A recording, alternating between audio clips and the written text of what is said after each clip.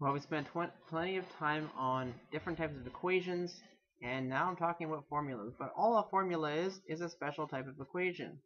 So some of you may know A equals L times W, formula for the area of a rectangle. This also looks like an equation, and that's no coincidence because a formula is an equation. Formulas are equations built for a specific purpose. So A equals LW is a formula.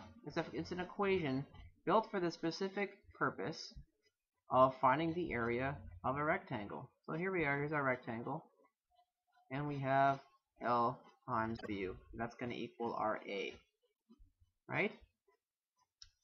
Now A equals L times W as an equation is not really useful for figuring out the area of a circle or the perimeter of a triangle. We need different formulas for those.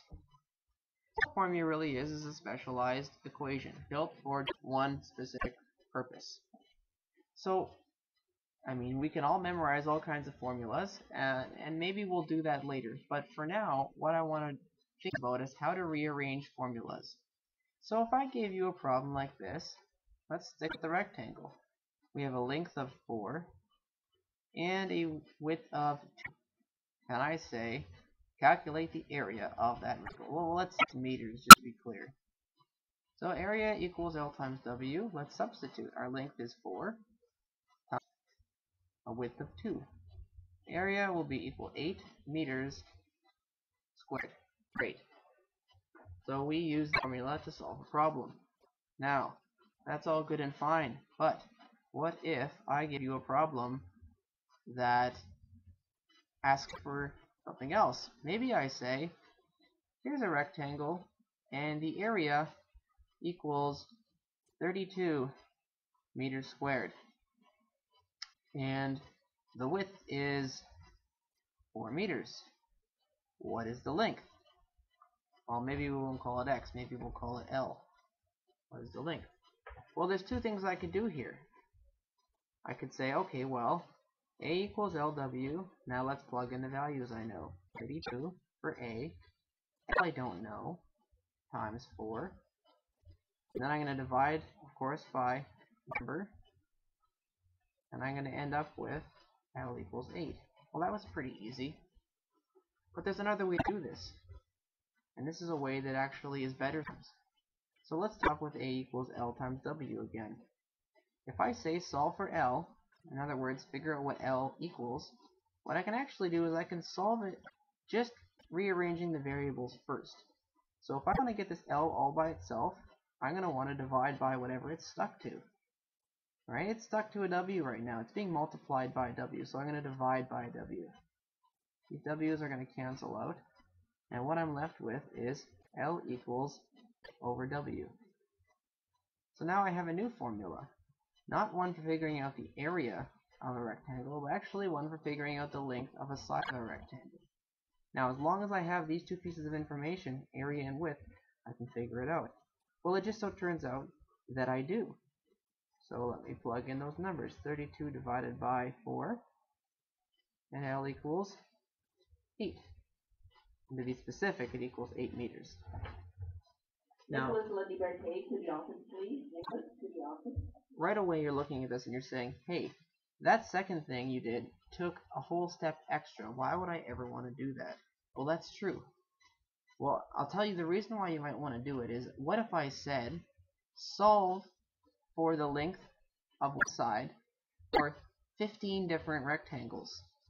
Well, now all of a sudden, I'm doing this over and over again. I've already rearranged this. I can start there every time, and it's actually going to be faster. So sometimes it's useful to rearrange our formulas in such a way that that we have the variable that we're solving for all by itself. Let's look at one more example. This is just algebra that you know. It really is. But, you know, it just takes a little bit of practice to rearrange. Now I'm going to make up a nonsense formula. This is not a real formula. We say x over d equals t squared. Well, this actually isn't set up to solve for the variable right now. So say I want to solve for x. Well, I have x divided by d, so I'll do the opposite operation on both sides.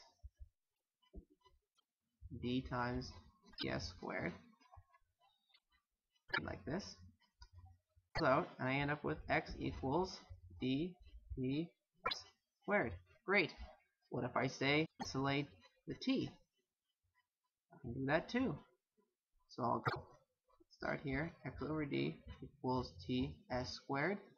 Well, I want to get rid of that s squared, so I'm going to divide by s squared. I'm going to divide all of this by s squared.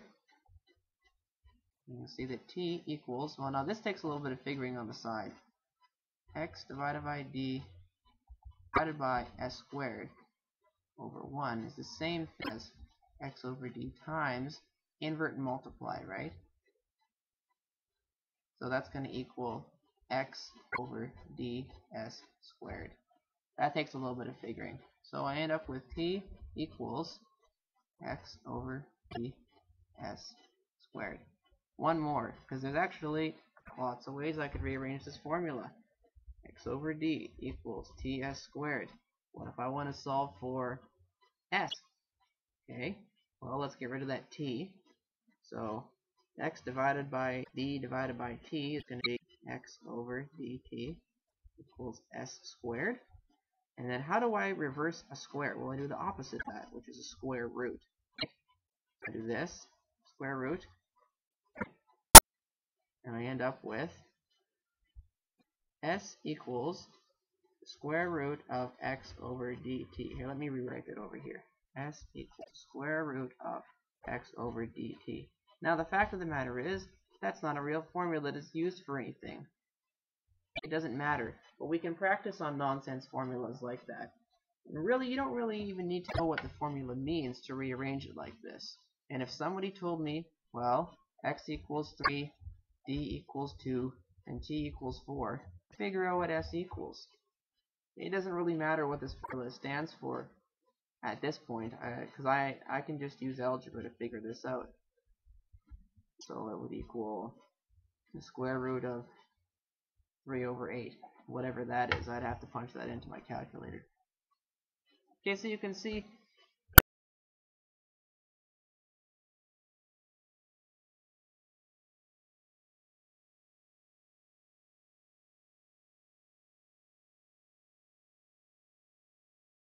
rearranging formulas is actually, it's not that bad. And it can be pretty useful when we're trying to solve specific problems. So just to show you one more example again, just as a bit of a review. Okay, remember that a formula is a specialized equation. It's just another type of equation. That's all it is. It's an equation that's used for one purpose. I'll have a formula for the area of a triangle. Okay, I have a formula for the area of a circle. Heck, there's even a formula for the acceleration of a bicycle. Well, we could create one, that's for sure. But you can create formulas for anything. Well, that's kind of an odd looking bicycle, but you get the picture. So whenever you see a bunch of letters like this, like nonsense, and you're not really sure what it means, don't get too freaked out. Okay? You might not need to know what it means, and you'd still be able to rearrange it to solve, as long as you are given every value except 1. So one last thing. If I give you a formula like this, and I say solve for L, I need to give you the value of W and A. If I don't, you cannot solve for L. If I say that A equals 2, and W, I don't know, and L, I don't know, I will have 2 equals LW. I'll never be able to solve for L or W until I get other bit of information. So that's a key thing when you're looking at a question. If it says solve, then that question better provide you with the information and the numbers you need to be able to solve. That's formulas.